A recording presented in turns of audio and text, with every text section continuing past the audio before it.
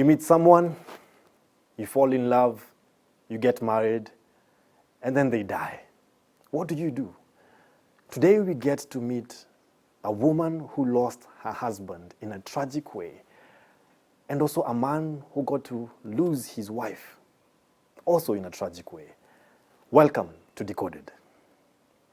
My name is Dayan Masinde. Every week I sit down with couples, but today we're doing something a bit different, where we want to see what happens when you lose the one you love. Welcome.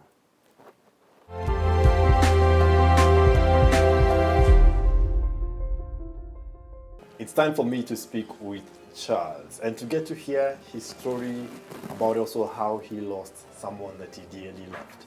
Charles, yes. How are you doing? I'm doing very well, Dan. Okay, looking very sharp. Eh? Thank you. I'm happy to be here. It's good to have you, Yes. So here you are getting excited about starting the union called marriage. Yes. And then what happened? We got married in 2012, then our child came, our firstborn came in 2013. Wow. Oh, you blessed the child. Yeah, as a son who is now 7 years. Oh, wonderful. Yeah. What's his name? His name is Berak. Berak. Yeah, Berak and Nuru. Okay. Wonderful name, yes. Yeah. Thank you. Yeah, so he came in 2013, and we were happy. Yes. First of all, she was looking forward for a son as a firstborn. Yeah. So in 2013, you're blessed with a child. Your son. Yes. And then you mentioned that she passed on. Yeah.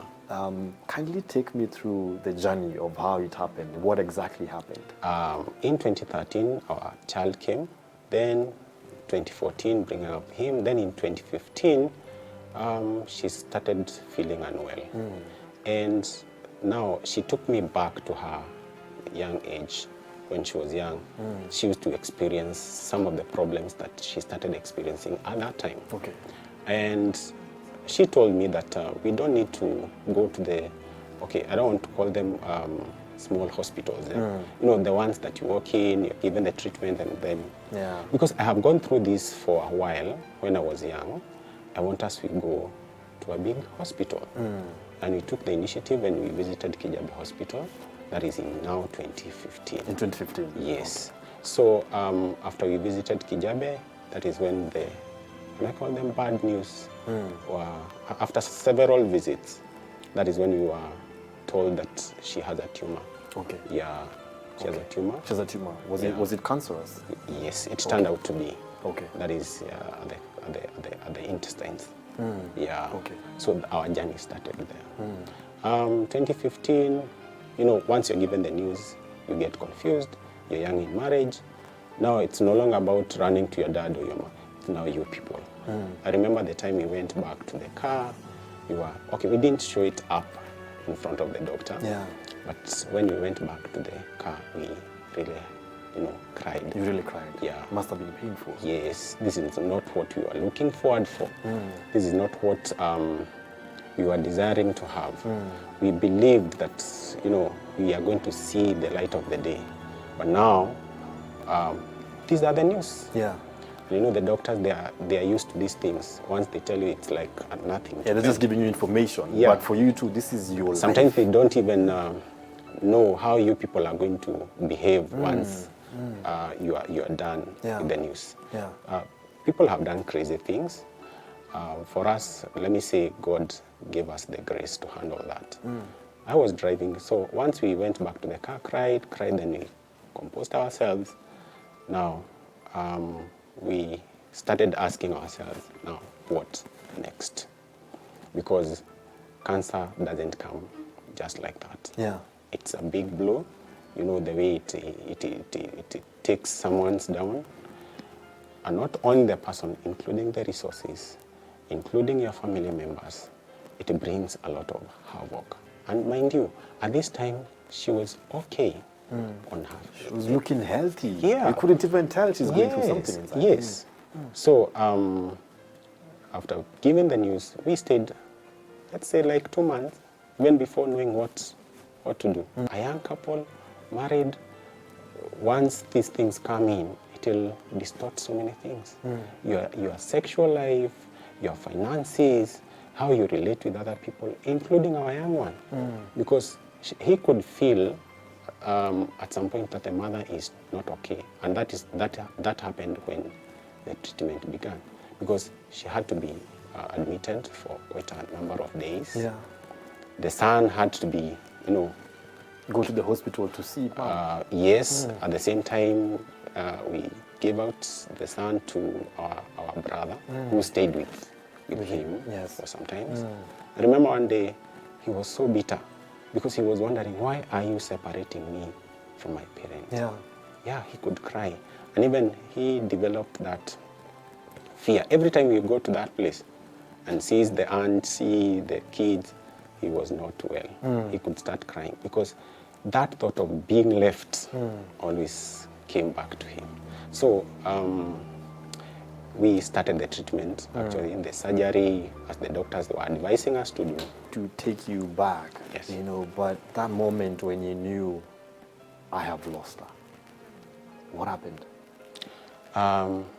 You're talking about now her passing. Her passing on, yes. Okay. Now, 2019, things were a bit hectic for her. Actually, I remember the new year, we were in the hospital. I stayed there with her up to midnight. Like the way they say, we turned the ear, then I went home. So 2019, it was hectic, hospital after hospital, trying this other one, and then it didn't work. Then in September, that is when, up to a point whereby at some point the doctor told us, now take her home, you stay with her, and she passed on in the house. She passed on in the house? Yes. I was with her, sleeping in the same room, and it was devastating. Bearing in mind the way you have walked that journey with her, and this is the time that now it has come for her to live. And for the pain she had gone through, we were asking God for healing, but I don't know why He decided to heal her in that way. Yeah. Because going for chemo is looking for healing. Going for this other one is looking for healing, but God decided to rest her. That is in September 2019. Life has never been the same again. Having, your helper, your favor, just like the word of God says, whoever gets a wife gets a good thing and obtains favor from God. So your favor is gone. Your covering is gone. Now you are exposed. Reason, any other thing can get to you, but once you have her with you, you're always covered. Because even when I go to do all the other things, my number one to approve, even though all other people don't, she was there to tell me, keep it up, keep moving.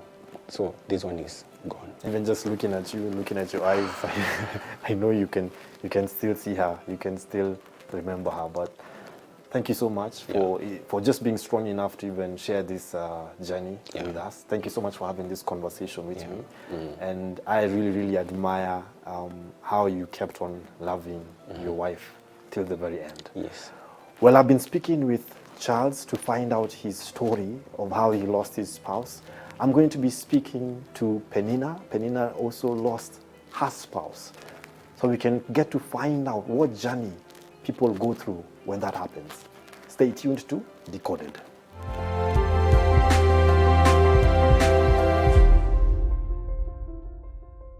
I am now privileged to have a conversation with Penina. Penina. Yes. How are you? I'm very well. Ah, wonderful, eh? Yes.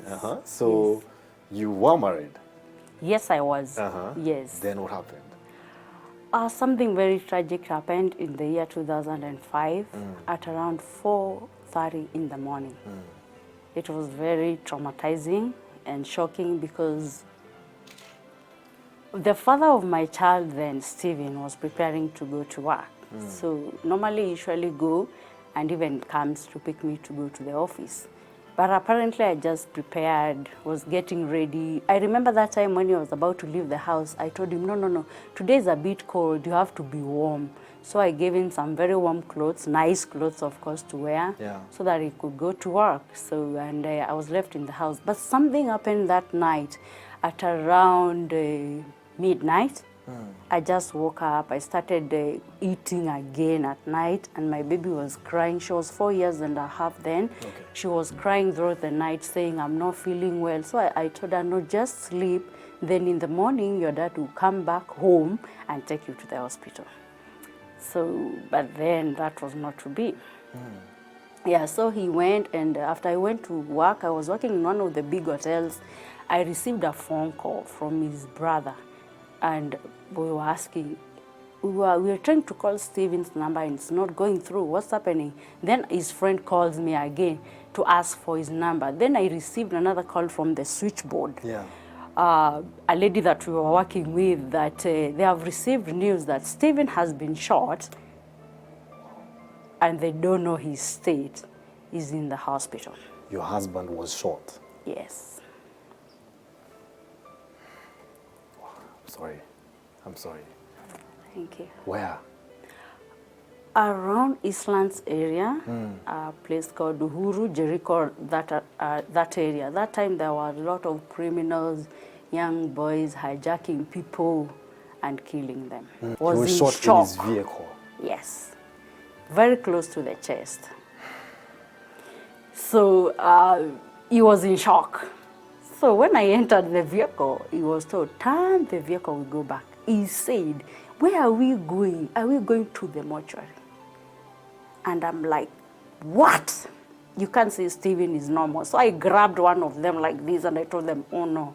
So the blood was so fresh on him. They had stolen the wedding ring, the shoes, the nice clothes that I told him to wear. I grabbed him, and all the blood went on my blouse. And I told him, he was just lying down, holding his chest. He looked very fresh, like he's just sleeping. I asked him, why have you left us? And after that, I just went down. I can really say God helped me through. I had a very close father, spiritual father. Up to today is my dad, Reverend Patrick Mongerida. He really helped me in this journey. I remember when it could rain, I would call him. Is Steven being drained?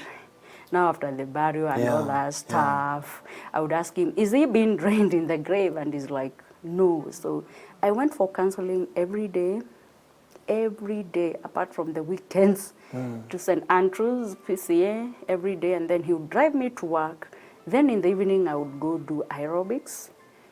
And God helped me. But one thing which happened is I resorted to a lot of eating. A lot of eating. You started eating a lot. Yes. So from not eating at all to eating a lot. Yes. So after the funeral, on the funeral day, I was just like, the way we would place something on a table and then you come pick it, I was like that. Where you leave me until you come and say, hey, Penina, we need to go, I will just be seated there. So now, after the burial and everything is settled, is when now I resorted to a lot of eating. Yeah. We would go to town, eat with my daughter. One of those pizza in, we eat. No, now she's still a baby. She doesn't know. She would eat, me, I would go eat and then go cry.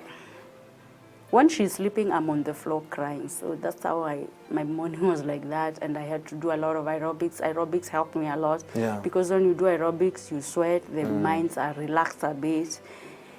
Yeah. Okay, and how many years were you married for? We got married in 2000. That's when we renewed. No, 2001 we renewed our vows. Yeah. But we got married in 2000. These are real lives that we're talking about. This is the life of someone who lost a spouse. And I just want to speak to somebody out there who's living a life of crime. You see what you do to families. When you kill, when you hurt, when you harm. Please, if you're watching me right now and you're doing something harmful that you know is going to be at risk to somebody's husband, wife, parent, please stop. Please change your ways. I've been speaking with Penina, and in a short while, I will have a conversation with both Penina and Charles so that we can decode life after losing a spouse. Stay tuned.